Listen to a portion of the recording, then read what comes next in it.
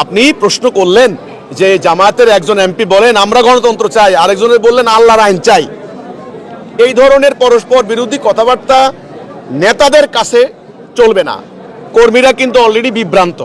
আপনারা মাঠে এক কথা বলবেন, পার্লামেন্টে এক কথা বলবেন, আপনার আমেরিকার প্রতিনিধির সামনে আবার সুযোগ বুঝে আরেক কথা বলবেন, ওই খ্রিস্টানদের গির্জায় যাইয়া আরেক কথা বলবেন, হিন্দুদের মন্দিরে যাইয়া আরেক রকম কথা বলবেন। এটা হবে না রে ভাই। সত্য সত্যই রাসূলুল্লাহ সব জায়গায় একই কথা বলেছেন, আল্লাহর হুকুম ছাড়া কারো হুকুম মানি না।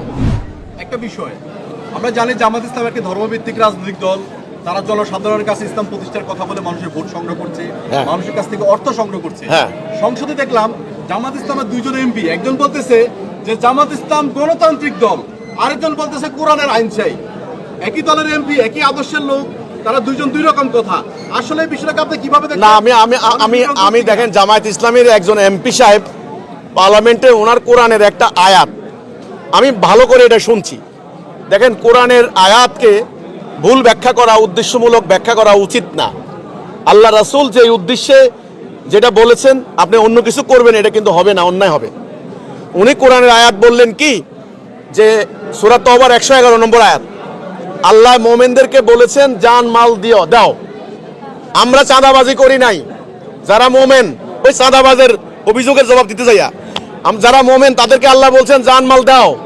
ভালো কথা, আপনি এইটুকু বললেন, পরেরটুকু বললেন না কেন?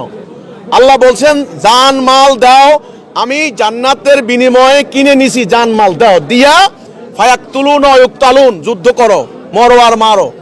জান মাল দিয়া তো নির্বাচন করতে কয় নাই, জান মাল দিয়া তো ভোট কিনতে কয় নাই। আমরা কথাটা বুঝছেন কিনা নাকি? এখন আপনারা ইলেকশনকে বানাইছেন জিহাদ, এটাই তো ভুল ব্যাখ্যা।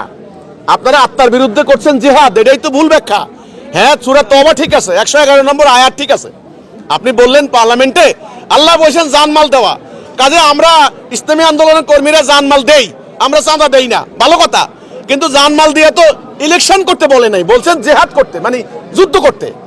ফায়াকতুলুনা ওয়া ইউকতালুন ওয়াদান আলাইহি হাক্কান ফিত তাওরাত ওয়াল ইনজিল ওয়াল কুরআন। পুরো আয়াতটা কোন না, এটা বুঝছেন কিনা নাকি বুঝেন নাই?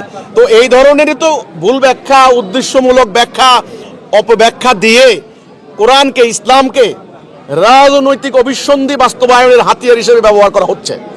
এই জন্য আল্লাহর সাহায্য আসবে না।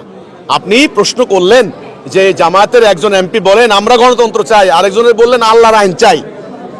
এই ধরনের পরস্পর বিরোধী কথাবার্তা নেতাদের কাছে চলবে না। কর্মীরা কিন্তু অলরেডি বিভ্রান্ত।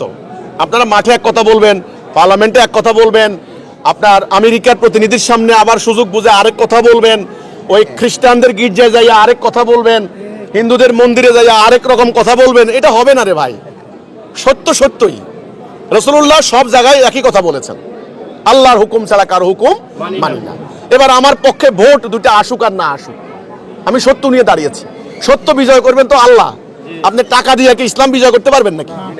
তো কাজে আল্লাহর উপর ভরসা করা উচিত, ইসলামের সঠিক কথা বলা উচিত।